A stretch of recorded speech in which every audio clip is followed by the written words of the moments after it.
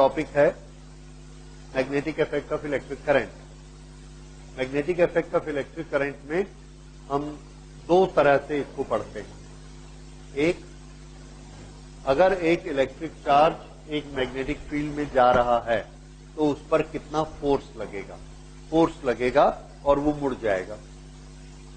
Okay, एक तो ये चीज। दूसरा, हम ये स्टडी करेंगे कि मैग्नेटिक फील्ड का सोर्स जो कि एक मूविंग इलेक्ट्रिक चार्ज है वो कितना मैग्नेटिक फील्ड बनाता है। तो एक हमारी स्टडी किसके बारे में है? फोर्स के बारे में। फोर्स किस पर लगता है? इलेक्ट्रिक चार्ज पे, और वो इलेक्ट्रिक चार्ज एक दूसरे बने बनाए मैग्नेटिक फील्ड में ट्रेवल कर रहा है। ठीक है, ये एक स्टडी थी जो अभी तक हमने की। अभी हम स्टडी क्या कर रहे हैं कि अगर एक मैग्नेटिक फील्ड बनाना है तो कौन बनाएगा? तो आंसर है एक मूविंग चार्ज बनाएगा, यानी इलेक्ट्रिक करंट बनाएगी। अगर इलेक्ट्रिक करंट से मैग्नेटिक फील्ड बनता है तो उसकी क्वांटिटी क्या होगी, उसकी डायरेक्शन क्या होगी, किस किस क्वांटिटी पर वो मैग्नेटिक फील्ड डिपेंड करेगा, ये सब चीजें हम अब स्टडी करेंगे। तो इसके लिए सबसे पहले इलेक्ट्रिक फील्ड कौन बनाता है? तो आंसर है एक चार्ज इलेक्ट्रिक फील्ड बनाता है। और मैग्नेटिक ग्रेविटेशनल फील्ड कौन बनाता है? एक मास बनाता है। मैग्नेटिक फील्ड कौन बनाता है? तो हमने चेक किया ऑर्स्टेड एक्सपेरिमेंट से और दूसरे से कि एक मूविंग चार्ज, अगर एक कंडक्टर में चार्ज मूव कर रहा है तो उसी का नाम हो गया इलेक्ट्रिक करंट। तो इलेक्ट्रिक करंट रिस्पॉन्सिबल होती है मैग्नेटिक फील्ड बनाने के लिए। ओके, अब इलेक्ट्रिक करंट से कितना मैग्नेटिक फील्ड बनेगा, इसके लिए जो लॉ बनाया गया दैट इज बियोसावर्स लॉ। बियोसावा ने इसको सबसे पहले प्रोपेगेट किया और बनाया कि इलेक्ट्रिक करंट से कितना मैग्नेटिक फील्ड बनता है। तो today we will study Biot Savart law. Biot Savart law is very important law और इसका मैग्नेटिज्म में या मैग्नेटिक इफेक्ट में वही रोल है जो रोल कूलम्स लॉ का इलेक्ट्रिक फील्ड में है। कूलम्स लॉ हमको क्या बताता है कि इलेक्ट्रिक फील्ड पे ध्यान दीजिए, यहां पर magnetic field due to electric current. हमने ये पढ़ा था जब भी इलेक्ट्रिक करंट फ्लो होती है उसके कारण मैग्नेटिक फील्ड बनता है। कितना मैग्नेटिक फील्ड बनेगा, इसके लिए सबसे पहले किसने लॉ बनाया? बियोसावा ने लॉ बनाया, एंड दैट इज बियोसावास लॉ। उन्होंने एक्सप्लेन करने के लिए बताया, let this be a conductor and this conductor the current flowing is I. Okay, this is a very small length of the conductor and it has got very small length just like a point, और इसकी small length को हमने माना dl। dl is the small length. Okay, ये I और dl ये दोनों responsible होते हैं, I and dl, these are responsible to create magnetic field, और इसको हम कहेंगे क्या? Current element. तो जिस तरह से एक पॉइंट चार्ज रिस्पॉन्सिबल होता है इलेक्ट्रिक फील्ड बनाने का, उसी तरह से करंट एलिमेंट रिस्पॉन्सिबल होता है मैग्नेटिक फील्ड बनाने का। पूरे कंडक्टर के कारण मैग्नेटिक फील्ड यहां कितना बनेगा? तो आंसर है हर करंट एलिमेंट अपना अपना मैग्नेटिक फील्ड बनाएगा, सबका हम सम करेंगे, that will be total magnetic field eight point P। ठीक है, अब बियोसावा ने बताया कि एक करंट एलिमेंट के कारण कितना मैग्नेटिक फील्ड होता है। उसके लिए उन्होंने लॉ बनाया, if this is IDL and this is point P, the magnetic field here due to IDL current element, उसको उन्होंने माना dB, a very small magnetic field created by current element IDL। ये dB किसके? तो उनका कहना था this dB is proportionate to current, जितनी करंट ज्यादा this dB is proportionate to dl, जितने dl की लेंथ ज्यादा उतना उसमें करंट ज्यादा होगी। This dB is proportionate to sine theta. Sine theta किसकी मैक्सिमम होती है? 90 डिग्री की, और किसकी मिनिमम होती है? 0 डिग्री की। तो जैसे जैसे ये थीटा बदलेगा वैसे वैसे इस मैग्नेटिक फील्ड की वैल्यू भी बदलेगी। फिर से देखिए, ये अगर इसमें करंट फ्लो हो रही है और ये डीएल है, तो यहां पर अगर हम पॉइंट लेते हैं, ये वाला डिस्टेंस 10 सेंटीमीटर है, यहां पर मैग्नेटिक फील्ड डीबी जो बनता है इसकी वैल्यू अलग होगी, और अगर हमने यहां 10 सेंटीमीटर लिया है तो इसकी वैल्यू अलग होगी। क्यों? क्योंकि ये डीएल के साथ 90 डिग्री बनाता है और ये डीएल के साथ ये कम एंगल बनाता है। तो बीओ ने तरीक किया कि अगर ये एंगल बदलता है तो मैग्नेटिक फील्ड कम होता जाएगा, ये इस डीएल के कारण। अगर ये पॉइंट चार्ज है क्यू, तो आप देखिए यहां 10 सेंटीमीटर पर और यहां 10 सेंटीमीटर पर इलेक्ट्रिक फील्ड एक जैसे ही बनते हैं, कोई फर्क नहीं पड़ता। तो इलेक्ट्रिक फील्ड में ये डायरेक्शन वाला प्रॉब्लम नहीं होता। ये किसमें होता है? मैग्नेटिक फील्ड में, राइट? ये याद रखिएगा। अभी हम इस पॉइंट को नोट कर लेंगे। So this dB depends on sine theta also. अब ये डिस्टेंस बढ़ता जाएगा, then it will follow inverse square law, जैसा कूलम्स लॉ में होता है। ये dB is proportionate to 1/r²। इन सबको हमने कंबाइन किया और कंबाइन करके लिख लिया dB is proportionate to this, और इसको इक्वल बनाया। We put up a constant here. लेकिन ये कांस्टेंट हमने देखा अलग अलग मीडियम में अलग अलग होता है। जब हम एयर में या फ्री स्पेस में इन सब की वैल्यूज निकालते हैं, we find that value of mu naught upon 4 pi for free space is 10 to the power minus 7 Tesla meter per ampere। ये किसके लिए है? Free space. ये जो म्यू नॉट है इसका हमने नाम रखा, and this property of the space is known as permeability। mu naught is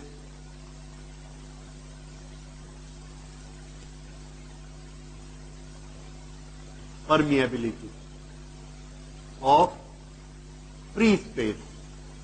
अगर फ्री स्पेस की जगह दूसरा मीडियम रख देंगे तो परमिएबिलिटी का साइन म्यू रहेगा, लेकिन उसको नोटिफाई करेंगे mu of a particular medium is permeability of a medium, mu n, permeability of a medium, mu naught, permeability of free space। ठीक है? और जिस तरह से हमने परमिटिविटी पढ़ा था, उसी तरह की प्रॉपर्टी क्या है? परमिएबिलिटी। परमिटिविटी स्पेस की, मीडियम की एक प्रॉपर्टी है, जिस पर कौन डिपेंड करता है? Electric field. परमिएबिलिटी स्पेस की एक प्रॉपर्टी है, इस पर कौन डिपेंड करता है? Magnetic field. ठीक है? तो ये दोनों नाम आपको अलग अलग याद रखने हैं। Permittivity for electric field, permeability for magnetic field. Magnetic field में एबिलिटी आता है, परमिएबिलिटी, और उसमें परमिट आता है, परमिटिविटी। इन दोनों में क्या डिफरेंस होता है? तो जब हम इलेक्ट्रिक फोर्स की बात करते हैं, electric force that is Coulomb's force, तो 1/4 पाई एप्सिलॉन नॉट, ये एप्सिलॉन नॉट कहां आता है? डिनोमिनेटर में। अगर परमिटिविटी ज्यादा होती है तो इलेक्ट्रिक फोर्स कैसा हो जाता है? कम। यहां पर आप देख रहे हैं मैग्नेटिक फील्ड। मैग्नेटिक फील्ड जब बनता है, जो मैग्नेटिक फोर्स बनाएगा उसमें म्यू नॉट कहां आता है? न्यूमरेटर में। ये मतलब अगर परमिएबिलिटी ज्यादा है तो मैग्नेटिक फील्ड ज्यादा होगा, परमिटिविटी ज्यादा है तो इलेक्ट्रिक फील्ड वीक हो जाता है। ये इन दोनों में डिफरेंस है, परमिएबिलिटी और परमिटिविटी में। एनीवे, फिर से स्पेस की कौन सी प्रॉपर्टी है? Which property of the space affect magnetic field? Permeability. Permeability affect magnetic field. What is the quantity? What is the value assigned to permeability of free space? Answer: the value is 10⁻⁷ tesla metre per ampere. ठीक है, ये हम लोग बना लेंगे unit, अभी इसको note कर लेते हैं। This is Tesla metre per ampere and this affect the magnetic field spread in the space. Okay. So this gives the right. अब इसके बाद नेक्स्ट, तो किस किस क्वांटिटी पर मैग्नेटिक फील्ड डिपेंड करता है ये हमने देखा। अब हम इसको कंपेयर करेंगे था उससे मैग्नेटिक फील्ड, कूलम्स लॉ और बियोसावार्ट्ज़ लॉ, इन दोनों का कंपैरिजन करके देखते हैं।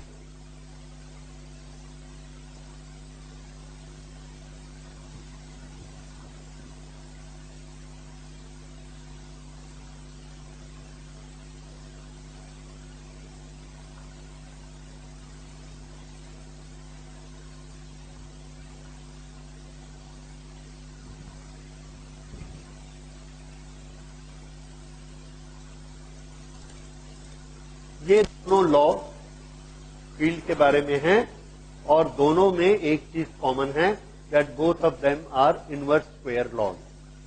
दिख रहा है, this is upon are square, और ये भी क्या होता है, electric field q upon are square. ये क्या है, IDL upon are square.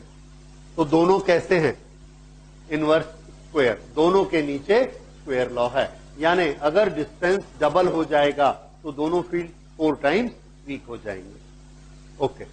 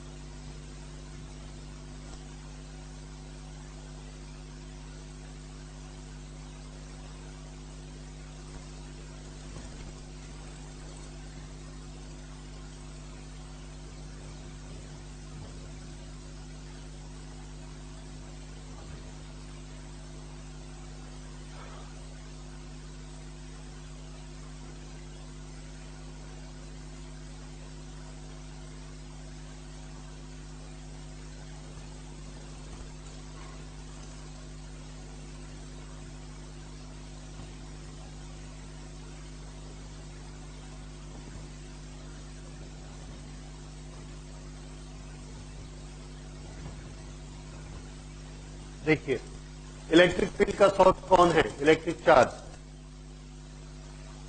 Scalar. Field का सोर्स कौन है, करंट एलिमेंट आईएल, और आई कैसी quantity, this current element is a vector quantity, क्योंकि डीएल के पास डायरेक्शन होती है, डीएल के पास डायरेक्शन होती है, इसीलिए डीएल के साथ हम आर का कुछ न कुछ एंगल क्रिएट कर सकते हैं। और क्यू में जब ये क्यू पॉइंट चार्ज होता है तो यहां से हम आर इधर भी ले सकते हैं और आर इधर भी ले सकते हैं क्यू से, तो कोई फर्क नहीं पड़ता है। क्यों, क्योंकि क्यू में लेंथ नहीं होती है। तो यहां पर इसलिए क्यू कैसी क्वांटिटी है, Q is a scalar quantity, और डीएल में ये डायरेक्शन है, इसलिए डीएल कैसी है, वेक्टर क्वांटिटी। तो सोर्स के बारे में, इलेक्ट्रिक फील्ड का source charge is a scalar quantity और मैग्नेटिक फील्ड का जो सोर्स है दैट इज ए वेक्टर। ये एक दूसरा डिफरेंस है। ओके, इसी तरह से इन दोनों में और भी रिलेशंस हैं। लेट अस से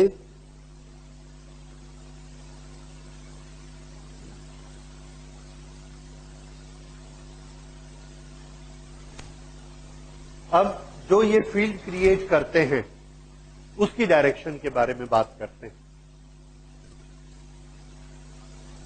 इसके इस क्यू के कारण यहां पर जो फील्ड बना उसकी डायरेक्शन कैसी होगी, ऐसी, इलेक्ट्रिक फील्ड। लेकिन इसके कारण जो यहां पर मैग्नेटिक फील्ड बनेगा उसकी डायरेक्शन यहां से अंदर जाती हुई होगी, which is perpendicular to r. अभी हम उसको स्टडी करेंगे, परपेंडिकुलर टू आर, यहां पर अंदर जाती हुई या बाहर आती हुई। ओके, तो ये डायरेक्शन में अंतर आ गया।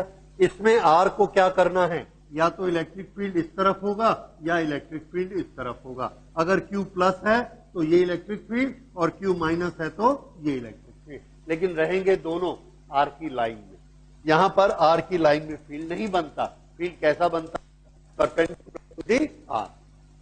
जैसे ये रेडियस है और ये सर्कमफ्रेंस घूमेगी, सर्कमफ्रेंस हमेशा रेडियस पर 90 डिग्री बनाती है। इसी तरह से मैग्नेटिक फील्ड हमेशा आर पर 90 degree.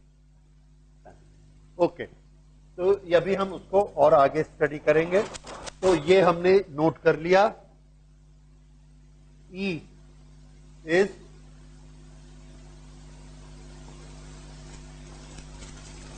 in line with R. B is perpendicular to R.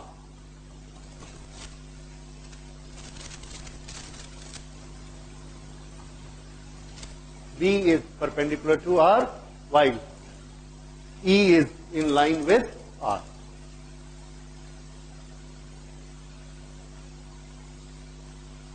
ये इसका तीसरा डिफरेंस है। ओके, चौथा जो अभी मैंने आपको बताया, ई में एंगल नाम की कोई चीज नहीं होती। E has no angle dependence.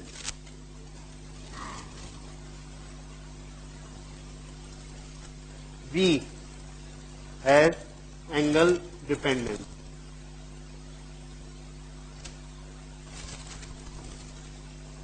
Q का फॉर्मूला ये है, Q upon r square.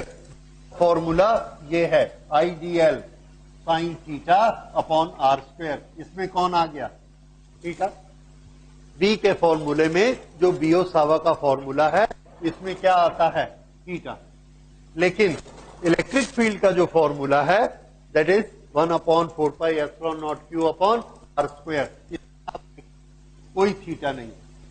So it does not depend on any angle, while in magnetic field depends upon the angle. So B has angle dependence. Angle dependence. समझ आ गया। इस तरह से ये 4 point हैं जो आप कह सकते हैं सिमिलैरिटी और differences between electric field magnetic field. दूसरा क्वेश्चन कैसे बनता है, similarity and differences between Coulomb's law and बियोसावास लॉ। ठीक है, लॉ और बियोसावास लॉ की ये आ जाएंगे कंपैरिजन। ओके, अब इसके बाद हम आगे स्टडी करते हैं डायरेक्शन। देखिए, यहां पर जो मैग्नेटिक फील्ड बनता है डीबी, इसकी डायरेक्शन क्या होती है, direction of dB. Okay, dB की डायरेक्शन, इसके लिए हमने एक नियम बनाया, that is right hand palm rule. Direction of dB is given by right hand palm rule. Right hand palm rule is the direction. Okay, right hand palm rule को देखिए, right hand use करेंगे और पहले इसको stretch कर लेंगे। Thumb will be stretch. Okay, thumb stretch करके palm, इन दोनों के बीच कितना एंगल हो सकता है, मैक्सिमम ऐसे राइट एंगल हो सकता है। अच्छा, हम क्या करते हैं, देखिए यहां पर जिस डायरेक्शन में करंट है उस डायरेक्शन में अपने थंब को प्लेस करेंगे ऐसे, और जिस डायरेक्शन में आर है उस आर के ऊपर इसको प्लेस करना है पाम को। तो अगर हम इसको ऐसा रखेंगे तो नहीं होगा, और ऐसा रखना है। ये जब ये पॉइंट P यहां पर आता है, वहां पर हमने एक परपेंडिकुलर बनाया पाम पे। ये ऐसे पाम आई और यहां पाम पर एक परपेंडिकुलर बनाया। ये परपेंडिकुलर, ये पाम है और ये बैक साइड है। किस तरफ बनाना है, तो आंसर है पाम की तरफ बनाना, बैक साइड की नहीं। तो ये डायरेक्शन हमको दिखाती है डीबी की, मैग्नेटिक फील्ड की डायरेक्शन। तो यहां पर हमने ऐसा रखा, इसको ऐसा रखा और ये ऐसा गया, तो यहां पर डायरेक्शन हमको कैसी मिली? Going inside. यहां पर डीबी की डायरेक्शन कैसी है? गोइंग इनसाइड ऐसे। ये वही चीज है जो हमने वेक्टर प्रोडक्ट में पढ़ी। Cross j is equal to, ये रहा आई, ये रहा जे और ये रहा के। बस ये वो डायरेक्शन है। और चूंकि पुराने जमाने में उस समय वेक्टर लॉ इतने प्रचलित नहीं थे, इतने फेमस नहीं थे, तो इसलिए राइट हैंड लेफ्ट हैंड ये सब हम बना लिया करते थे। तो हम उसको मैथमेटिकली बड़े अच्छे लिख सकते हैं। मैथमेटिकली हमने लिखा, और किस तरह से लिखा इसका वेक्टर फॉर्म, ये रहा क्रॉस आर। डीएल इधर है, इधर है, ये डीएल है और ये आर है। तो i cross j is equal to, k किधर आएगा? ये देखिए एक्स वाई एक्स और ये x z, x y z, इस तरह से आएगा। तो this is a cross product of dl and r. और रूल कौन सा लगाना है? Right hand palm rule. अब ये राइट हैंड पाम रूल ऐसा रहता है। ये किसकी डायरेक्शन है? आई। ये किसकी डायरेक्शन है? आर। आर, तो ये किसकी डायरेक्शन होगी? बी की। आई डीएल की डायरेक्शन, ये वाली आर की डायरेक्शन और ये वाली बी की डायरेक्शन। तो इस तरह से हमको बी की डायरेक्शन मिलेगी। अब ये वाला परपेंडिकुलर अगर हम रखना पसंद नहीं करते तो हम क्या करते हैं? ये एक अलग से एक चीज लाने की बजाय इसी फिंगर को ऐसा मोड़ लेते हैं। ये तो ये डायरेक्शन किसकी है? डीएल। ये पाम किसका हो गया? आर। और ये डायरेक्शन किसकी दिखाएगी हमको? बी। रिजल्ट, ठीक है। इस तरह से हम बी की डायरेक्शन निकाला करेंगे। This is known as right hand palm rule. Right hand palm rule.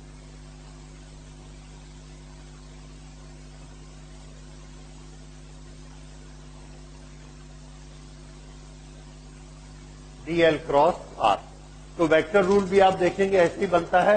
DL इधर है, आर इधर है, तो डीएल आर करेंगे। देखिए डीएल किधर गया? ऊपर। आर किधर है? इस तरफ। तो हमने इसको ऐसा बनाया, this is dl, this is r. हम किसको शो करेगा? दोनों के प्रोडक्ट को। Dl cross r. ये मैंने कौन सा रूल लगाया? वेक्टर प्रोडक्ट का रूल लगाया। वेक्टर प्रोडक्ट का रूल, ठीक है। तो आप जिस रूल को आपको इजी लगता है उस रूल से इसको याद कर लीजिए, no problem. Right hand rule से याद करिए, वेक्टर प्रोडक्ट रूल से याद करिए, या किसी भी तरीके से याद करिए, you will get the same result.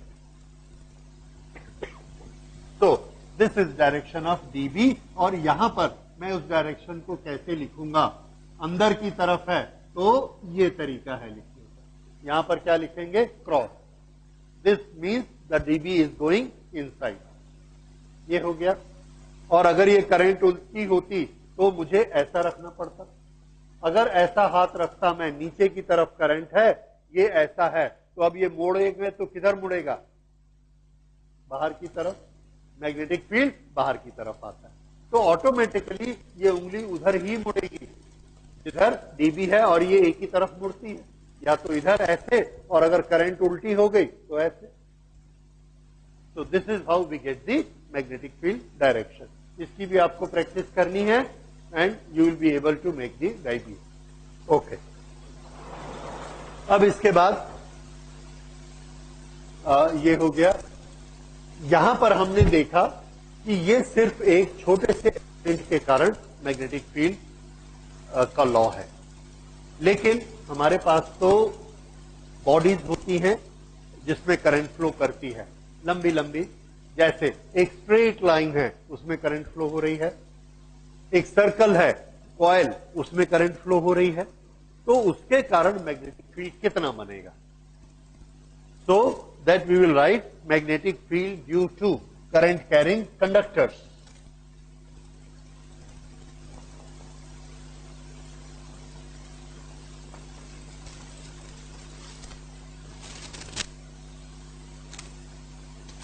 Current carrying conductor.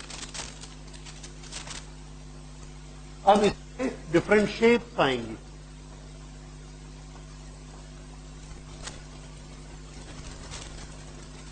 ये शेप्स कैसी हो सकती हैं? लॉन्ग, स्ट्रेट कंडक्टर्स का भी हो सकता है, और दूसरा ये ऐसा भी हो सकता है, सर्कल। ये एक सोलेनॉइड भी हो सकता है ऐसे, ये एक आर्क के फॉर्म में भी हो सकता है, ये एक स्क्वायर के फॉर्म में भी हो सकता है। इस तरह से ये आप देख रहे हैं, ये सब जो करंट कैरिंग कंडक्टर्स हैं, करंट फ्लो हो रही है, वो यहां मैग्नेटिक कितना होगा, इसके अंदर मैग्नेटिक फील्ड कितना होगा, यहां कितना मैग्नेटिक फील्ड है, यहां कितना मैग्नेटिक फील्ड है, ये सब कैसे निकालेंगे? तो इसके लिए क्या हमारे पास अलग फॉर्मूला है? तो आंसर है नो, हमारे पास अलग फॉर्मूला नहीं है। हमारे पास एक ही फॉर्मूला है, बियो-सावर्ट्स लॉ। बाद में इसको मॉडिफाई करके एक और बनाया गया, एम्पियर्स लॉ, जो हम लोग अगली क्लास में पढ़ेंगे। फिलहाल बियो-सावर्ट्स लॉ का क्या कहना है कि अगर आपको यहां मैग्नेटिक फील्ड निकालना है तो इसको छोटे छोटे डीएल बनाइए, हर डीएल के कारण यहां मैग्नेटिक फील्ड निकालिए। कौन सा फॉर्मूला लगा के? यही फॉर्मूला लगा के, जो इसका डीबी का फॉर्मूला है। हर एक के कारण मैग्नेटिक फील्ड निकालो और सारे मैग्नेटिक फील्ड को आपस में ऐड करके सम कर दो, that you will get the. लेकिन उसके लिए शुरू कहां से करना है? यहीं से। तो हमारी शेप ऐसी हो, ऐसी हो, लॉन्ग स्ट्रेट कंडक्टर हो या सोलेनॉइड हो, कोई भी, शुरू कहां से करेंगे? DB is equal to I dl sine theta upon are square, और उससे हम जोड़ जोड़ के टोटल बी की वैल्यू निकालेंगे। ये तरीका होता है मैग्नेटिक फील्ड निकालने का। ओके, तो शुरू करते हैं। सबसे पहले हम एक सिंपल शेप लेते हैं, and that shape is a circle. Circle में जब है, वी से it is a circular coil. Coil word use कर।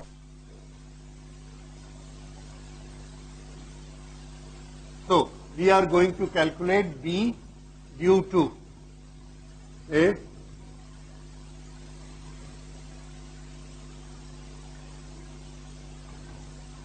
current carrying coil at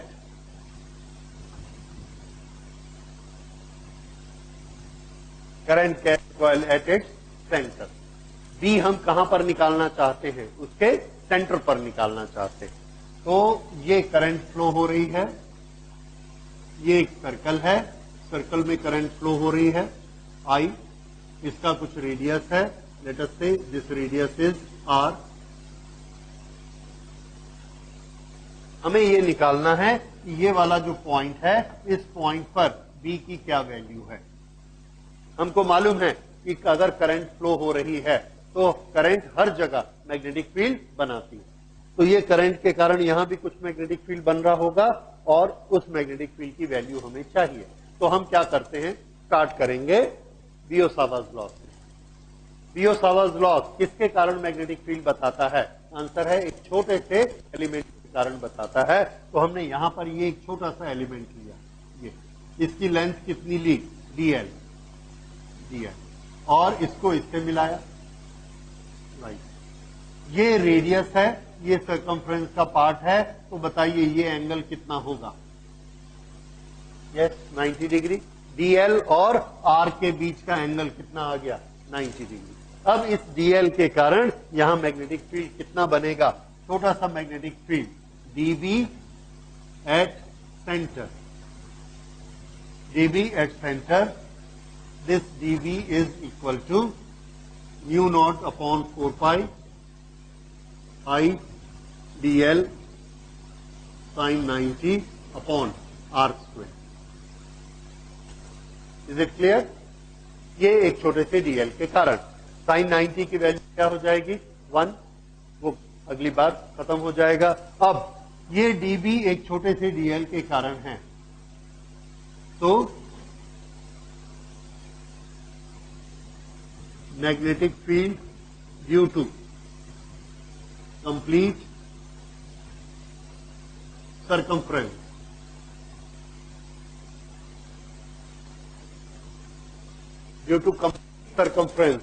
तो ये कितना हो जाएगा? तो आंसर है ये dB को अब हम क्या लिख सकते हैं? B। किसके कारण हो गया ये? पूरी सर्कमफ्रेंस के कारण। dB कब तक लिखते थे? जब तक किसके कारण था? एक छोटे एलिमेंट के कारण। पूरी के कारण है, इसलिए इसको अब हम B लिखेंगे। B is equal to mu naught upon 4 pi this. और इस पूरे को क्या करना पड़ेगा? इंटीग्रेट। इंटीग्रेट किसके लिए? कंप्लीट सर्कमफ्रेंस के लिए। तो दैट इज कंप्लीट सर्कमफ्रेंस कितनी होती है? 2 पाई r। इसके लिए हम इसको इंटीग्रेट करेंगे। किसको इंटीग्रेट करेंगे? Mu naught upon 4 pi IDL upon r square. Okay, this is equal to mu naught upon 4 pi is a constant. I की वैल्यू हर जगह एक जैसी है, so that is a constant. R is a constant because at every place R is same. So this also comes out. तो integration सिर्फ किसका होगा? dl। अब dl का इंटीग्रेशन करना है इस पूरी लेंथ के लिए, तो कितना हो जाएगा? 2 पाई r। तो इंटीग्रेशन dl को अब हम क्या लिख देंगे? 2 पाई r and this will be mu naught upon 4 pi I upon r and this will become 2 pi r। इसके कैंसिलेशन कर देते हैं एंड कैंसिलेशन के बाद हमें इसकी वैल्यू मिलती है b is equal to mu naught upon, ये 2 कैंसिल हो गया, 2 पाई कैंसिल हो गया, और ये r स्क्वेयर, r स्क्वेयर, एक r कैंसिल हो जाएगा and what we get here is only 1 r। तो mu naught I upon 2r। This is what we get magnetic field. So B is equal to mu naught I upon 2r। ये क्या है? Magnetic field at the centre. Okay, so this is magnetic field at the center of a circular coil। अब इसमें अगर हमने एक turn के बाद, तो ये मैग्नेटिक फील्ड डबल हो जाएगा। 10 टर्न कर दी 10 टाइम्स हो जाएगा, 10 टर्न कर दी n टाइम्स हो जाएगा। तो n टर्म्स के साथ हमने इसको लिख दिया n टर्न्स। अगर n टर्न्स हैं तो B कितना हो जाएगा? B is equal to mu naught n I upon 2r। n terms के साथ बन गया mu naught n I upon 2r। अच्छा, अब इसकी डायरेक्शन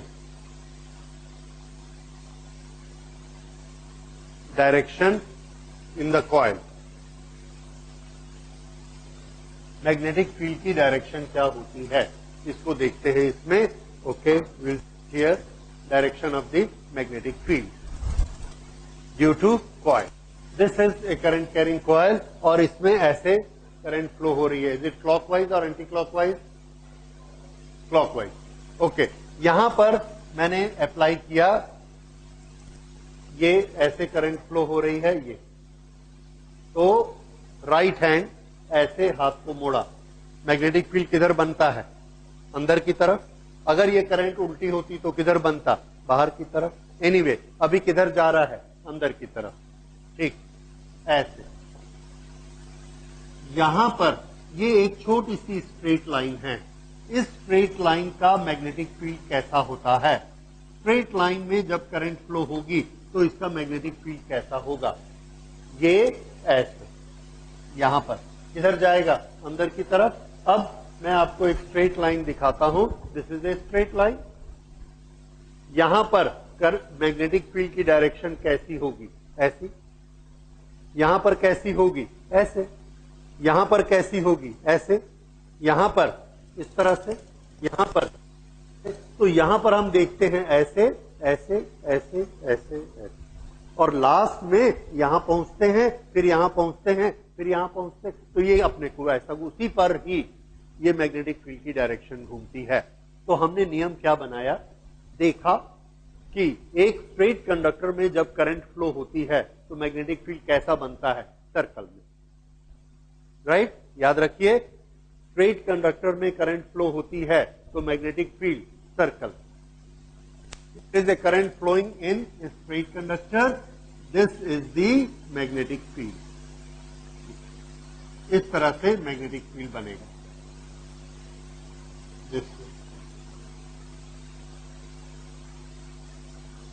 ये इसके पीछे से जाएगा बी। अगर मैं कंडक्टर को ऐसा कर दूंगा तो ये रिंग ऐसा हो जाएगा, ऐसा कर देंगे तो रिंग ऐसा हो जाएगा।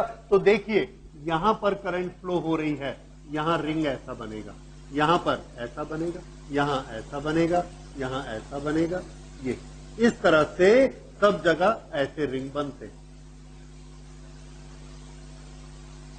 थोड़ा सा और बड़ा, यहां मैग्नेटिक फील्ड कैसा होगा, तो हमने कहा ऐसा रिंग बनेगा, इतना बड़ा, ये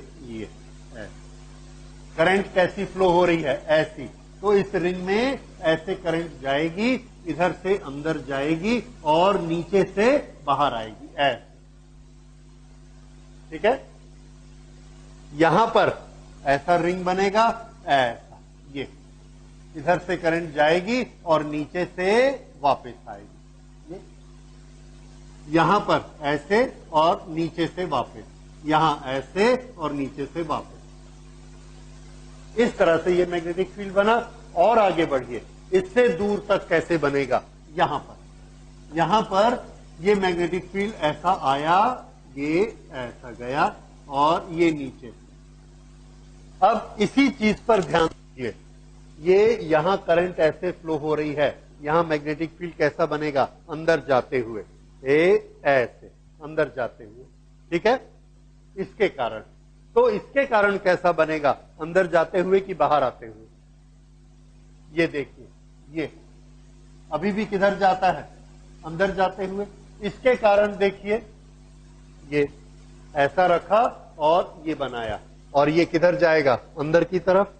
इसके कारण देखो, यहां पर हमने ये अंगूठा रखा, इधर आर किया और ये इधर गया अंदर की तरफ। तो इसके कारण हो या इसके कारण या इसके कारण या इसके कारण, सबके कारण जो मैग्नेटिक फील्ड बनता है, यहां पर कैसा होता है, ऐसा अंदर जाएगा, यहां पर ऐसे अंदर जाएगा, यहां पर ऐसे अंदर जाएगा, यहां पर ऐसे अंदर जाएगा, ये इस तरह। तो ठीक इस पॉइंट पर आपको मैग्नेटिक फील्ड कैसा मिलने वाला है, ये इधर से आया ऐसे, इधर से आया ऐसे, इधर से आया ऐसे और इधर से भी आया ऐसे, चारों तरफ से ऐसे आए हैं। तो हम क्या देखते हैं कि यहां पर जो मैग्नेटिक फील्ड हमको मिलता है वो ऐसा मिलता है, ये सारे के सारे ये ऐसे जाते हैं। ये वाला इधर से आया है, ये वाला इधर से आया है, ये वाला इधर से आया, लेकिन यहां पर सब क्या कर रहे हैं, एंटर कर रहे हैं और सिर्फ इतनी सी जगह को देखते हैं। ये सब कैसे हैं, आपस में पैरेलल। तो ठीक इस पॉइंट पर ये सब कैसे हो जाते हैं, एक दूसरे के पैरेलल, सटे हुए ऐसे जाते हैं। तो यहां पर सेंटर पर मैग्नेटिक फील्ड की डायरेक्शन कैसी हो गई, इस तरह से अंदर जाते हुए, और सभी मैग्नेटिक फील्ड ऐसे हो जाते हैं, मैग्नेटिक लाइन। ये समझ में आई बात? तो ये इस पर बनता है, इस पर्टिकुलर लोकेशन पर, यहां पर, जहां पर कि ये सभी यहां से आएंगे, अंदर की तरफ जाएंगे, ऐसे। इधर से ये आएगा, ये भी अंदर की तरफ जाएगा, इधर से आएगा, ये भी अंदर जाएगा, ये आएगा, ये भी अंदर जाएगा, और नीचे से सब वापस आएंगे, इस तरह से।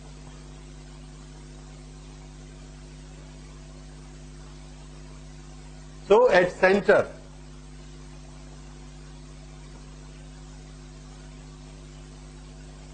magnetic circle, magnetic field due to all elements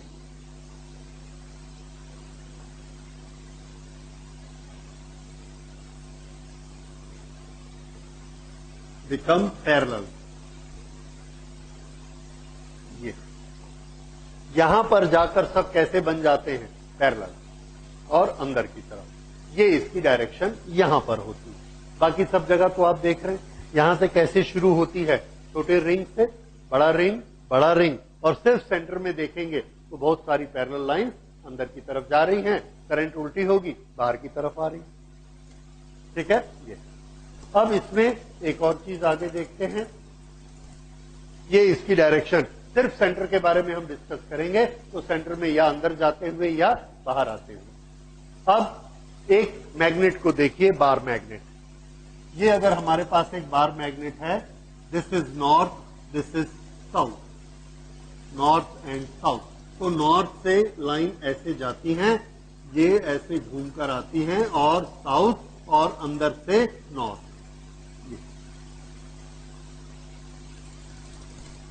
these are close field lines.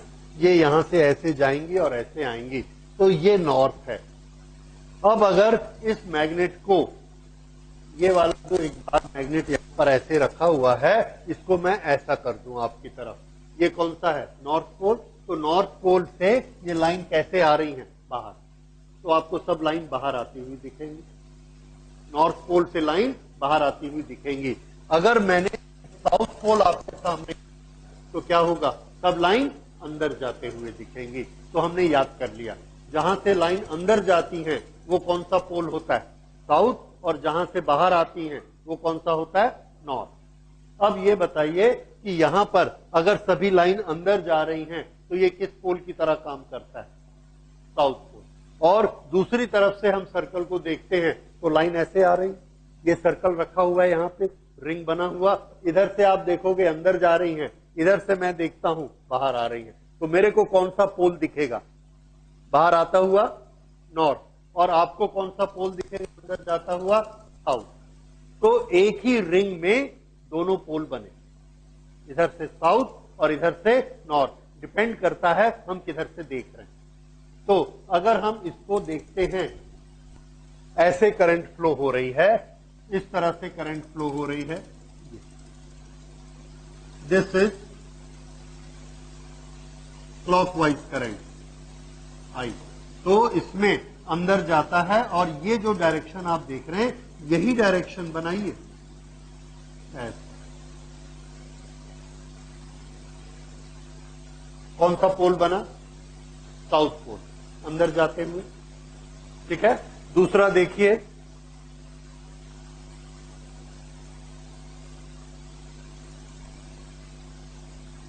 Current की डायरेक्शन उल्टी कर दिया, ऐसे ऐसे ऐसे, ऐसे। अब इसमें ये बाहर आते हुए है, तो कौन सा पोल बनेगा, वो यही डायरेक्शन हमने रखी, and this is which pole, north pole. ठीक है। तो याद रखिए, ये क्लॉक और ये एंटी क्लॉक। एंटी क्लॉक में बनता है नॉर्थ और इसमें बनता है साउथ। इसके साथ ही हम नोट कर लेते हैं, मैग्नेटिक फील्ड इनवर्ड, और यहां पर क्या होगा, आउटवर्ड। This is outward. यहां पर इनवर्ड मैग्नेटिक फील्ड है और यहां आउटवर्ड मैग्नेटिक फील्ड है। अब इसके लिए हैंड नोटेशन, हाथ से बड़े अच्छे से हम इसकी डायरेक्शन निकाल लेते हैं। उसका तरीका देखिए, हमारे पास इस हाथ में अगर हम इसको ऐसे कर्ल बना दें, कर्ल, तो हमारे पास एक कर्ल है और एक स्ट्रेट लाइन है, एक कर्ल और एक स्ट्रेट लाइन। इसमें से आप किसी को भी करंट बना सकते हैं। अगर आप किसी एक को करंट बनाएंगे तो दूसरा मैग्नेटिक फील्ड बन जाएगा। अब यहां पर करंट कैसी है, कर्ल है या स्ट्रेट लाइन, कर्ल। यहां पर करंट कैसी थी, कंडक्टर में ये करंट फ्लो हो रही है, तो ये वाली करंट कैसी है, स्ट्रेट। ठीक। अब देखिए, जब ये करंट ऐसे गोल होगी तो हम भी अपने हाथ को गोल करेंगे ऐसे, लेकिन इसको मैं ऐसे गोल नहीं कर सकता, तो मुझे इसे ऐसा करना पड़ेगा, ऐसा किया और इसको ऐसा घुमा दिया, बस अपने आप ये जो अंगूठा है किसकी डायरेक्शन दिखाएगा? Magnetic field, and that magnetic field is outward. यहां करिए, हाथ को ऐसे कर्ल करिए। ऐसे कर्ल करने के लिए आपको ऐसे कर्ल नहीं हो पाएगा ना, ऐसे ही होगा। ये ऐसा रखा और हमने इसको ऐसे किया, ठीक है, इधर से। अगर आप इधर से करना चाहते हैं तो ठीक है, नीचे के साथ रखिए और ऐसे कर्ल करिए। अंगूठा किधर गया? अंदर। यहां रखना है, यहां रखना है, ये ऐसा किया, कर्ल अंदर की तरफ। यहां रखना है, इधर से नहीं होगा तो हम यहां आते हैं और ये रखते हैं। अंगूठा किधर गया? अंदर की तरफ। तो मोड़ना कैसे है? हमेशा जैसे करंट मुड़ती है। यहां पर करंट ऐसे मुड़ती है तो आप ऐसे रखिए, ये बाहर की तरफ, ऐसा रखिए बाहर की तरफ, ये ऐसे ऐसे ऐसे, कहीं भी रखोगे बाहर आएगा। तो ये क्या कहलाता है? Right hand. ये क्या बना? This is right hand curve rule.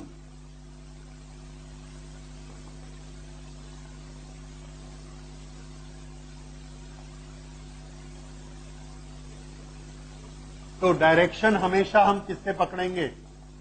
Right hand curve rule से डायरेक्शन। तो सेंटर में हमें डायरेक्शन मिलती है राइट हैंड कर्व रूल से। ओके, इसके बाद नेक्स्ट लेते हैं। इसी में हमको थोड़ी सी एक्सरसाइजेज और मिलती है।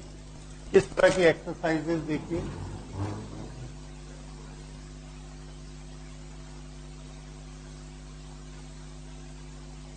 ये करंट फ्लो हो रही है and this is A half circle. तो यहां मैग्नेटिक फील्ड कितनी? सेंटर पे। तो आंसर है फुल सर्कल के कारण मैग्नेटिक फील्ड कितना होता है? फुल सर्कल के कारण मैग्नेटिक फील्ड यहां से बताइए, म्यू नॉट आई अपॉन 2r। फुल सर्कल के कारण म्यू नॉट आई अपॉन 2r।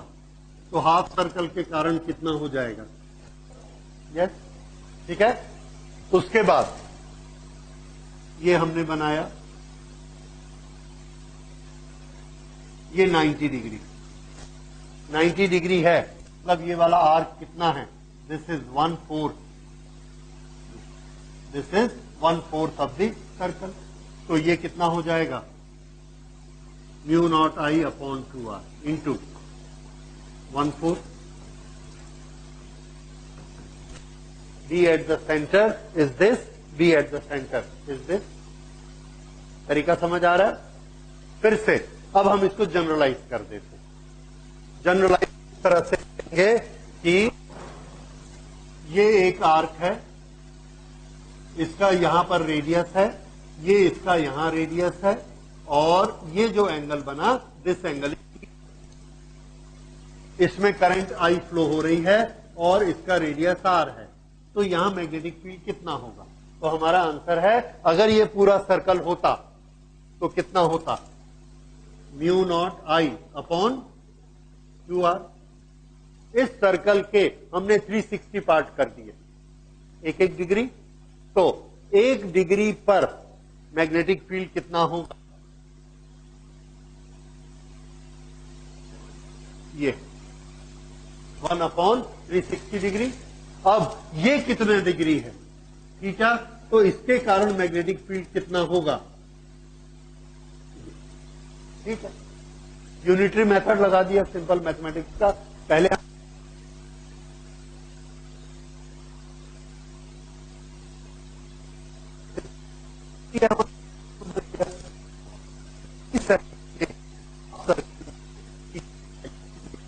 $180 180 किया तो ये क्या बन गया? Automatically half. अगर हमने क्वार्टर सर्कल लिया 90 डिग्री 1/4, तो ये हमारा एक जनरल फॉर्मूला बन गया के लिए, जबकि यहां पर एंगल कितना है? थीटा। ये बात समझ में आ गई? अच्छा, उसके बाद हम एक दूसरी चीज लेते हैं बियोसावा लॉ से ही। वो किस तरह से होगा? ये एक कंडक्टर है जिसमें करंट आई फ्लो हो रही है, ये एंगल थीटा है। यहां पर पी पॉइंट पर जो मैग्नेटिक फील्ड बनता है डीबी, इसमें म्यू नॉट अपॉन 4 पाई आई डी एल साइन ये वाला थीटा है। अब अगर इस पी पॉइंट को हम यहां ले गए, थीटा छोटा हो गया। अगर थीटा छोटा हो गया तो डीबी भी छोटा हो गया, कम हो जाएगा। अब अगर इस पॉइंट को यहां ले गए हम, ठीक इसके ऊपर यहां, तो थीटा की वैल्यू कितनी हो गई? ये। अब यहां पर हम पी को ले आए तो थीटा कितना हो गया? 0। अब यहां पर 0 रखिए तो डीबी कितना हुआ? 0। तो कितना होना चाहिए वहां मैग्नेटिक फील्ड? 0। प्रैक्टिकली करके देखा 0 ही होता है। तो इस प्रिंसिपल को हम याद कर लेते हैं। क्या याद करना है? In a straight conductor the magnetic field along the axis is 0।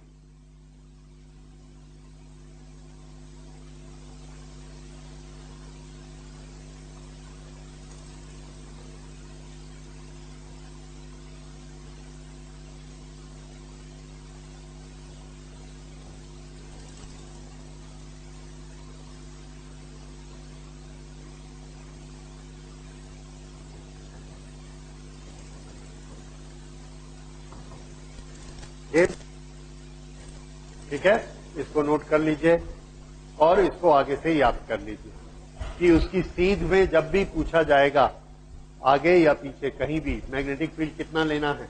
0।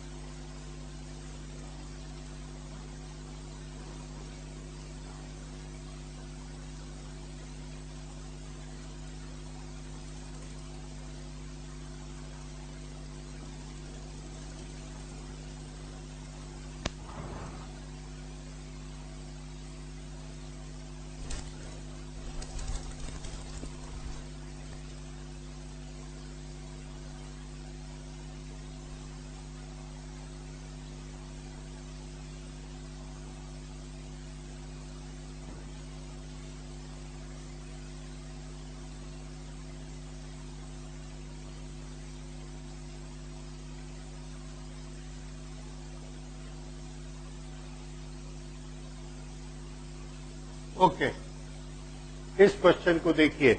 इसमें करंट आई फ्लो हो रही है और ये वाला यहां से लेके यहां तक का डिस्टेंस आर है। तो इस पर पॉइंट ओ पर या पॉइंट पी पर मैग्नेटिक फील्ड कितना होगा?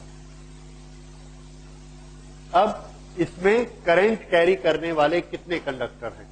तो हमने देखा conductor number 1, conductor number 2, conductor 3। 2 हैं स्ट्रेट कंडक्टर और एक है आर्क। तो हर एलिमेंट मैग्नेटिक फील्ड बनाता है, इसीलिए इसके सारे एलिमेंट मैग्नेटिक फील्ड बनाएंगे। ठीक है, अब हम शुरू करते हैं कैलकुलेट करना। किसका पहले कैलकुलेट करेंगे, स्ट्रेट लाइन या कर्व का? Straight line. स्ट्रेट लाइन के कारण यहां मैग्नेटिक फील्ड कितना? ये देखिए, ये स्ट्रेट लाइन कंडक्टर है और ये इसकी एक्सिस है और ये पॉइंट पी इसकी एक्सिस पर आया तो मैग्नेटिक फील्ड कितना होगा? 0। तो स्ट्रेट लाइन के कारण कितना है यहां? 0। इस स्ट्रेट लाइन के कारण भी कितना होगा? 0, क्योंकि ये पॉइंट पी उसकी एक्सिस पर है। ये याद रखिए, आपको जानबूझकर ऐसे क्वेश्चन दिए जाएंगे और जिस पॉइंट पर निकालना है वो एक्सिस पर ही आएगा। ठीक है, ओके। इसके कारण 0, इसके कारण 0 और इसके कारण हमको मालूम है how much it is? 1/4 into mu naught I upon 2r। ये b की वैल्यू आ गई। इसके कारण कितना हुआ? 0 और इसके कारण भी क्या हुआ? 0। कैलकुलेट सबको करना, तो हम किसी को नेग्लेक्ट नहीं करेंगे, हर पॉइंट को करेंगे। इस तरह से टोटल मैग्नेटिक फील्ड ऐसे निकाला जाएगा। तो भी करंट कैरिंग कंडक्टर इसकी डायरेक्शन इसकी लाइन में होगी तो उसके कारण मैग्नेटिक फील्ड हमको 0 लेना है। ठीक है, इस तरह के न्यूमेरिकल्स आपको बहुत मिलेंगे। एक छोटे छोटे एक दो एग्जांपल मैं आपसे पूछता हूं, मुझे बताइए।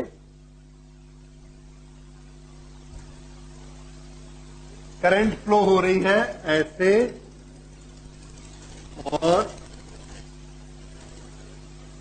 और अभी हम लोग इसको नहीं कर पाएंगे, आई एम सॉरी, क्योंकि ये वाला पॉइंट इसकी एक्सिस पर नहीं है, तो ये भी मैग्नेटिक फील्ड बनाता है, ये भी मैग्नेटिक फील्ड बनाता है, ये भी मैग्नेटिक फील्ड बनाता है। आपको इसका एक्सप्रेशन मालूम है, इसका एक्सप्रेशन नहीं मालूम, इसलिए हम इसको पेंडिंग रखते हैं जब तक हमको इसका एक्सप्रेशन नहीं मालूम पड़ता। ओके, नेक्स्ट डेरिवेशन हम लोग उसका करेंगे।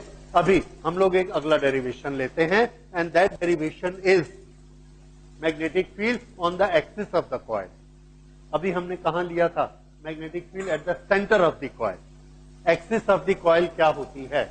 अगर हमारे पास ये एक कॉइल है, दिस इज सर्कल, और इसकी एक्सिस इसको बोलेंगे ये लाइन, ये दिस इज एक्सिस। इस एक्सिस पर यहां पर एक पॉइंट है, तो यहां मैग्नेटिक फील्ड कितना होगा, यहां मैग्नेटिक फील्ड कितना होगा, यहां मैग्नेटिक फील्ड कितना होगा, उसकी डायरेक्शन क्या होगी, ये हम निकालना चाहते हैं। ठीक है, इस कॉइल में ऐसे करंट फ्लो हो रही है, और ये करंट फ्लो के कारण इसकी एक्सिस पर अलग अलग पॉइंट पर मैग्नेटिक फील्ड का फॉर्मूला क्या होता है। ये एक छोटा सा डेरिवेशन है। ओके, तो इसको अब हम आगे करते हैं।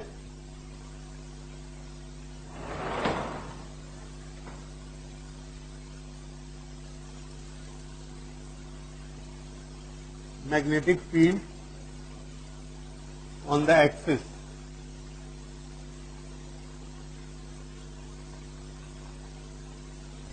of a current carrying circular coil। 4C किसके लिए हैं? बोलिए। Current carrying circular coil. उतना बड़ा लिखना पसंद करोगे कि सीसी लिखोगे? राइट, तो याद कर लो। ठीक है, this is current carrying circular coil. यहां पर हमने एक कॉइल रखी और उसका 3D डायग्राम बनाया। ये उस कॉइल में कॉइल है और ये उसकी एक्सिस है।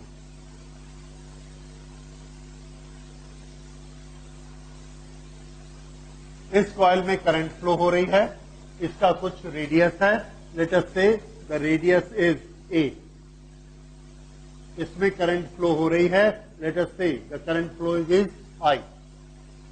यहां पर से सेंटर से हमने डिस्टेंस लिया, and this distance is x।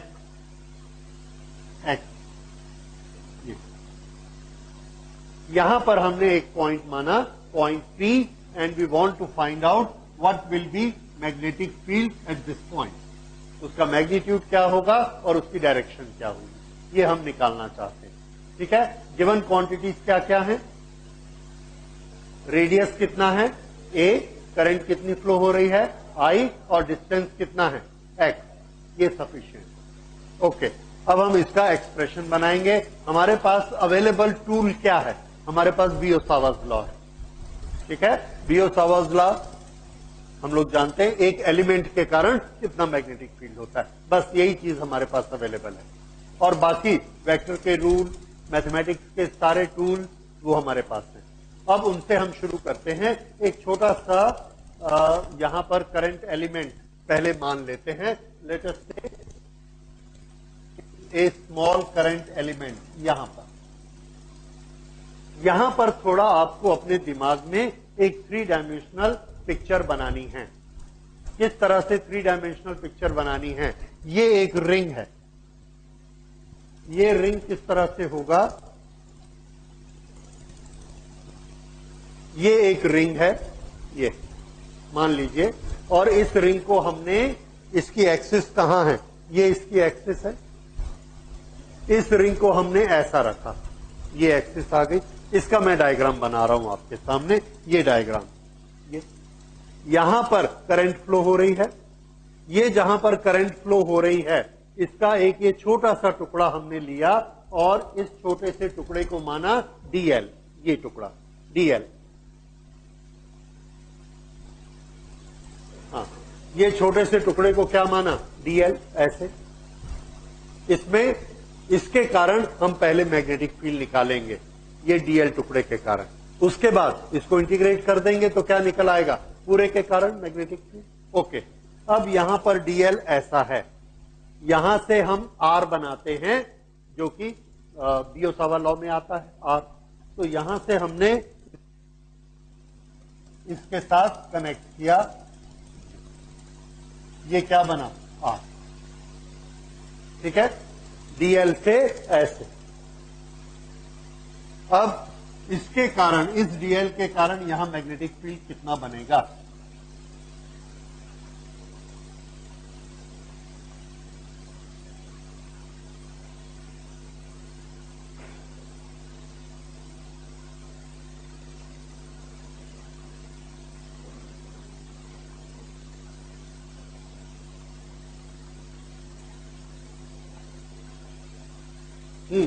Sign के बाद थीटा, थीटा क्या लिखना है ये थोड़ा सा आपको समझना पड़ेगा, और इसी में ही बच्चों को कंफ्यूजन होता है। तो मैं ये टूल आपके सामने लाया हूं, इसको देखिए।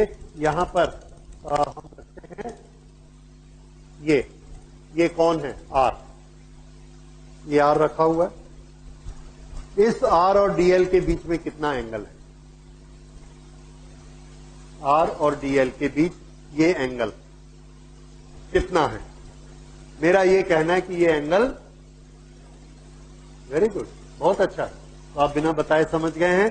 देखिए एंगल अगर हमको इस लाइन डीएल और ये वाले आर के बीच देखना है, आप लोग प्लीज चारों इधर देखिए, क्लास इधर चल रही है,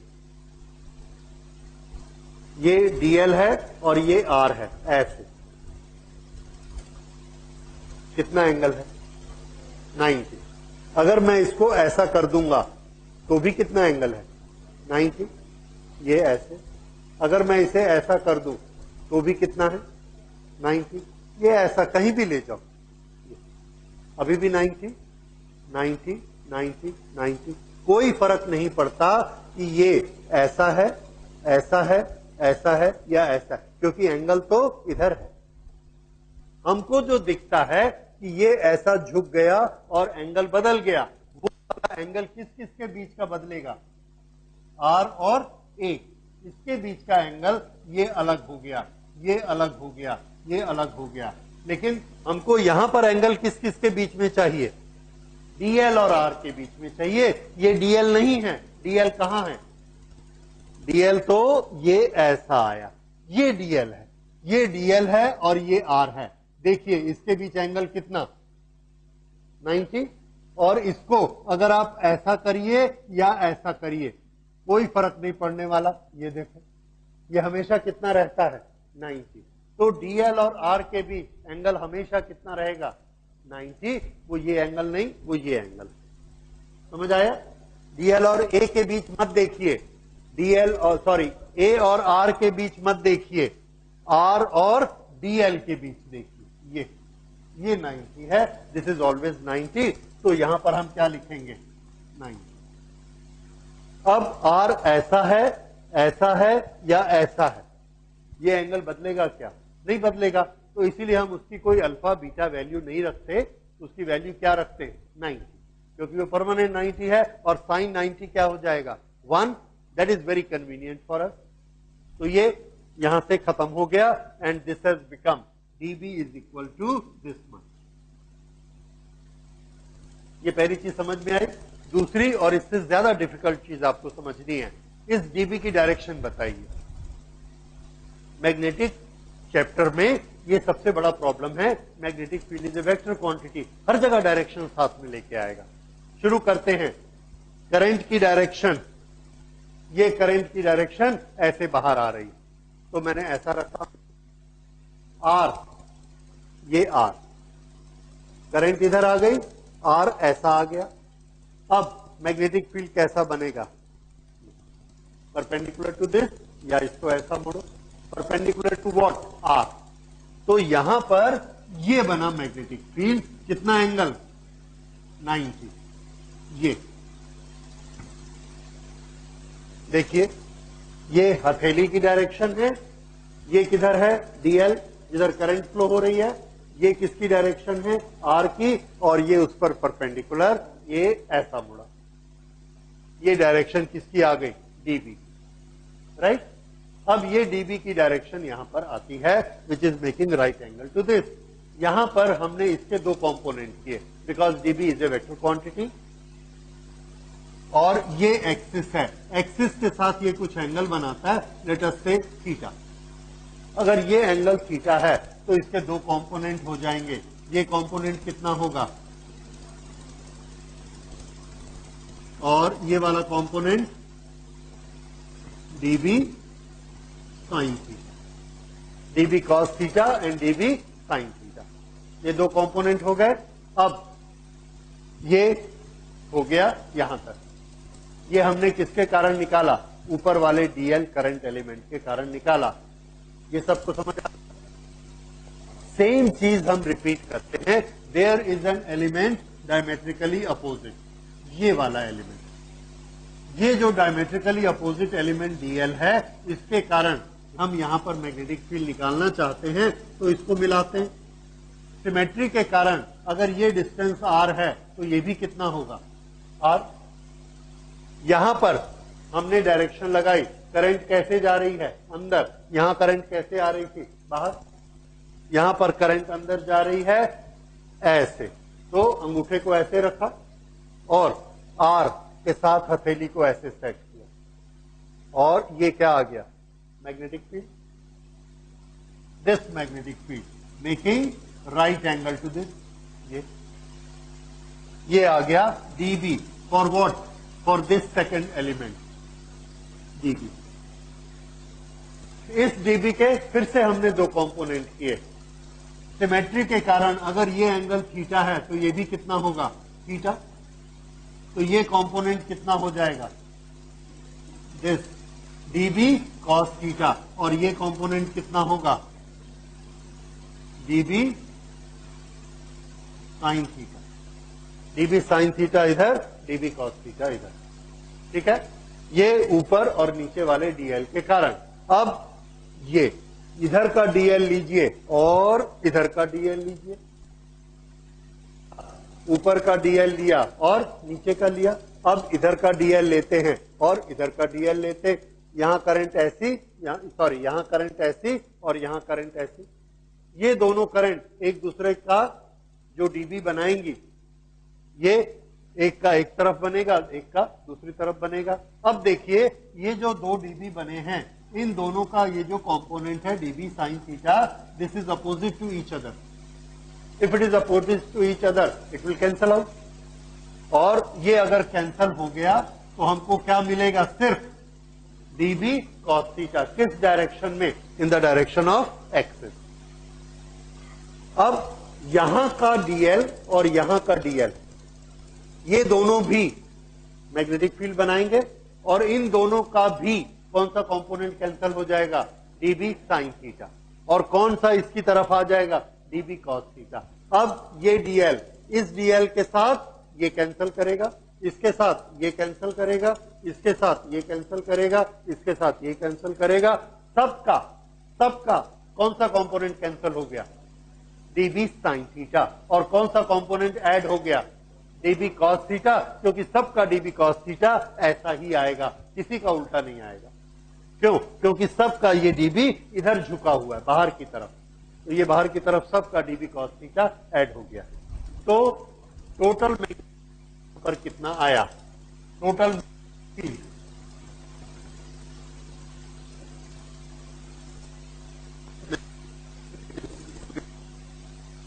dB cos theta,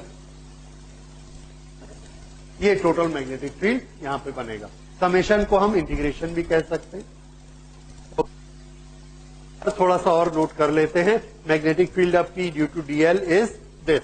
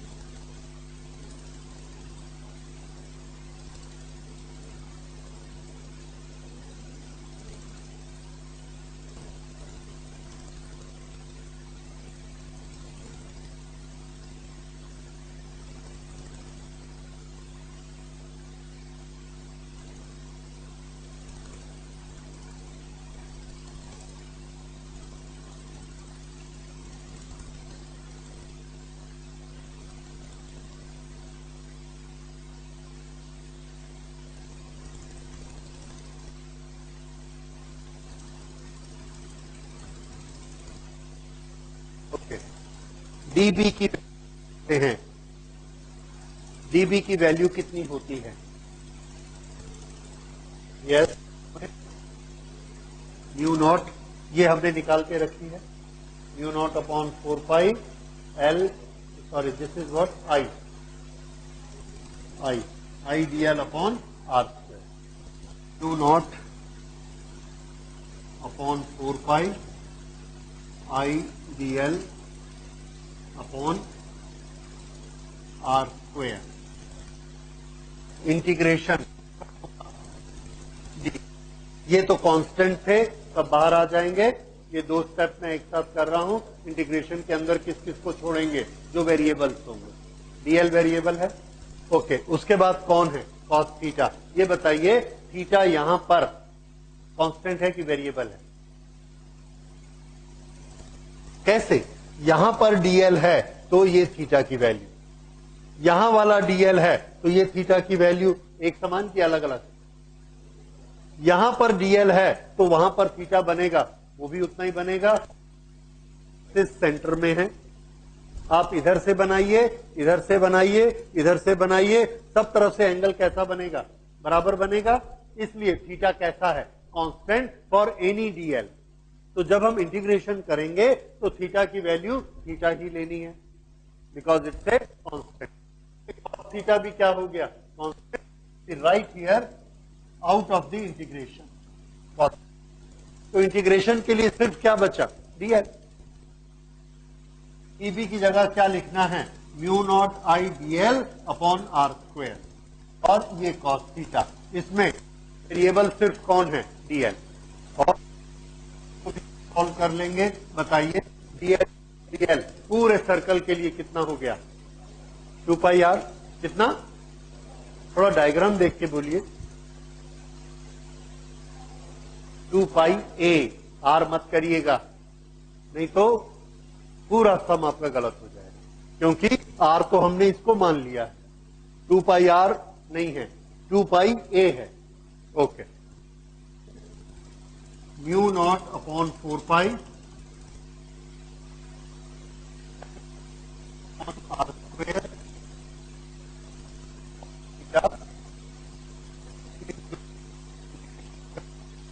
comes to 2 pi a. ये आ गया। दिस इज इक्वल टू, अभी थोड़ी सी बाकी है, ये थीटा है। हमारी जो ओरिजिनल क्वांटिटीज थी उसमें क्या क्या था? आई, ए और आर, बस। थीटा नहीं था उसमें, और थीटा जगह जगह बदलता जाएगा। पी बदलेंगे तो थीटा भी बदल जाएगा। हम इस थीटा को एलिमिनेट करना चाहते हैं। थीटा को एलिमिनेट करने का तरीका देखिए। अगर ये एंगल थीटा है तो ये कितना है? बोलो। 90 माइनस थीटा। अब ये दोनों एट राइट एंगल हैं। अगर ये 90 माइनस थीटा है तो ये कितना है? थीटा। अगर ये थीटा है तो ये कितना है? 90 माइनस थीटा, क्योंकि ये परपेंडिकुलर है। अगर ये 90 माइनस थीटा है तो ये कितना है? ये देखिए, ये 90 है, ये दोनों का सम 90 है, ये 90 माइनस थीटा हुआ तो ये कितना हो गया? थीटा। ये इस तरह से थीटा को हम अंदर ले आए। ओके, ये थीटा है। अब इसका कॉस थीटा बता दीजिए। बेस अपॉन परपेंडिकुलर, अरे बेस अपॉन हाइपोटेनियस। हाइपोटेनियस कौन है? आर। ये भी हमको पसंद नहीं है, क्योंकि ये गिवन क्वांटिटी नहीं है। पी बदलेगा, आर बदल जाएगा। गिवन क्वांटिटी क्या है? ए और एक्स, और इसलिए हम इस आर को क्या लिख सकते हैं? ये, ठीक है। अब बोलिए कॉस थीटा क्या हुआ?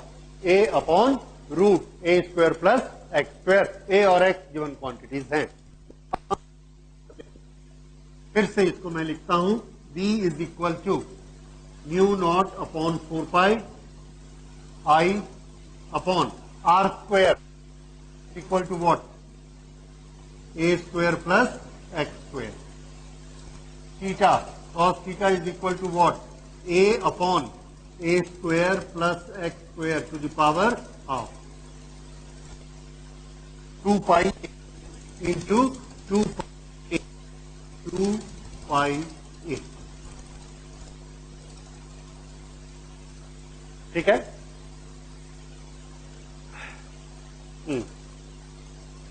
अब इसको और आगे थोड़ा सिंप्लीफाई करते,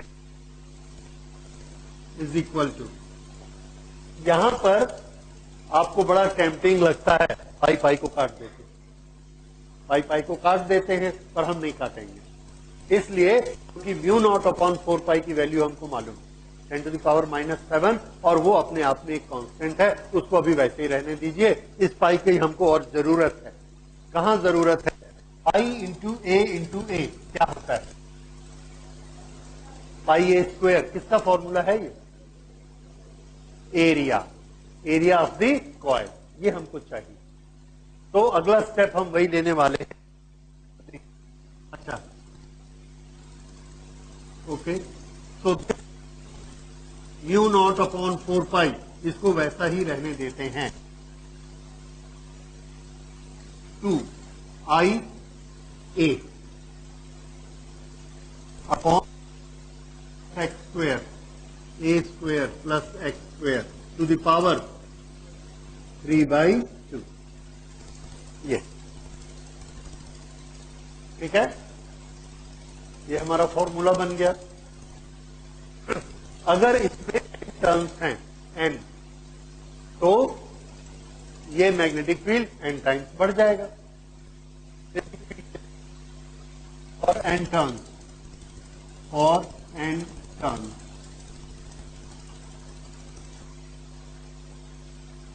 V is equal to mu naught upon 4 pi 2NIA upon a square plus x square to the power 3/2। 2NIA upon a square plus x square to the power 3/2। ये formula आपको अल्टीमेटली, ठीक है। For n turns how much magnetic field is created by a coil, क्योंकि हम लोग हर जगह coil से मैग्नेटिक फील्ड ही क्रिएट करेंगे। करंट फ्लो होती है, मैग्नेटिक फील्ड क्रिएट होगा, इलेक्ट्रॉन घूमता है और इलेक्ट्रॉन तो हमेशा घूमता है, and that is the fundamental of magnetic field, electron का घूमना। ये मैग्नेटिक फील्ड उससे बनता है, इसलिए हम लोगों ने किया। ओके, अब इसमें थोड़ा सा और simplification. X is, if x is very long compare to a, तो हम वहां क्या कर सकते हैं? यस, ए स्क्वायर निकल जाएगा, डिलीट कर देंगे, x square to the power 3/2, x square to the power 3/2 कितना होता है? X cube. So what do we get? X is much larger than a, then B is equal to mu naught upon 4 pi is 2NIA upon x cube। ये आ गया। इसकी direction क्या है? B की डायरेक्शन तो हम लोगों ने कब से कर ली, ये कैंसल हो गए थे, कौन सी बची थी? Yes, so this is direction along axis, along x। Current कैसी फ्लो हो रही है? ऐसी। ये अगर करंट ऐसी होगी तो ये बस, it's very simple. Again right hand curl rule.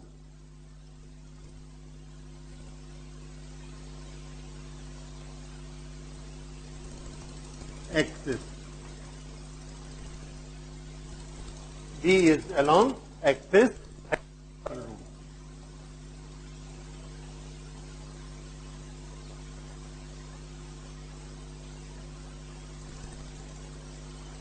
ठीक है, अब इसमें ये जो चीज है NIA, इसको हम कहते हैं magnetic dipole moment.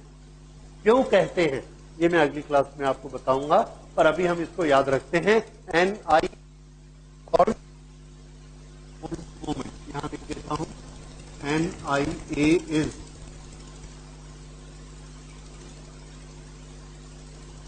Magnetic dipole moment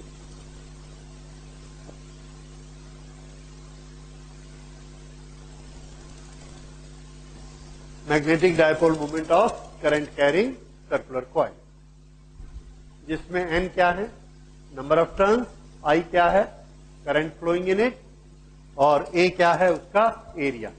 ये इसकी ताकत होती है कॉइल की, मैग्नेटिक डायपोल मोमेंट। हम लोगों ने इलेक्ट्रिकल डायपोल मोमेंट पढ़ा है, राइट। आगे जाके मैग्नेट पढ़ेंगे, मैग्नेट में फिर आएगा मैग्नेट का dipole moment, electrical dipole moment, और ये कॉइल का डायपोल मोमेंट। ठीक है, तीनों को जब कंपेयर करेंगे तब आपको समझ में आएगा कि इसका नाम डायपोल मोमेंट क्यों रखा गया। ठीक है, क्योंकि तीनों एक जैसा काम करते हैं, इसलिए इसका नाम डायपोल मोमेंट आ गया। डायपोल, जब आप इस कॉइल को इधर से देखते हैं तो आपको क्या दिखता है, कौन सा पोल बना है, नॉर्थ की साउथ, आउट जा रहा है नॉर्थ। इसको मैंने ऐसा घुमा दिया, इधर क्या दिखता है, साउथ।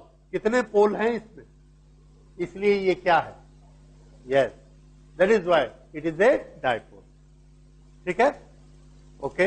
अब इससे हमको एक चीज और पता लगती है कि क्या आप नॉर्थ पोल और साउथ पोल को अलग कर सकते हैं। अगर करंट फ्लो होगी तो दोनों पोल बनेंगे। एक्चुअली दो पोल क्या बनते हैं, ये तो फील्ड बनता है, ये तो हमारे देखने का है कि हम इधर से देखते हैं या इधर से देखते हैं। और अगर करंट बंद करेंगे तो दोनों पोल गायब हो जाएंगे। इसका यह मतलब है magnetic north pole and south pole can not be separated, either they will exist together और they will not exist at all. समझ आया? ओके, तो ये मैग्नेटिक डायपोल मोमेंट का कॉइल का बना।